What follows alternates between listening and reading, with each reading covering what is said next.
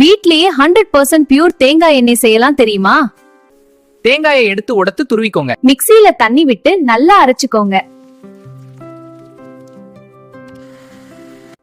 நல்லா வடிகட்டி தேங்காய் பாலை எடுத்துக்கோங்க. அத 8 மணி நேரம் ஃப்ரிட்ஜ்ல வச்சா மேல கிரீம் ஃபார்ம் ஆகும். அந்த கிரீமை காய்ச்சுங்க. இல்லன்னா வடிகட்டிய தேங்காய் பாலை அப்படியே காய்ச்சலாம்.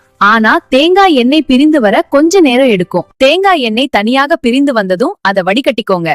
சுத்தமான கோகனட் ஆயில் ரெடி. இதுதான் வெர்ஜின் கோகனட் ஆயில். ட்ரை பண்ணி பாருங்க.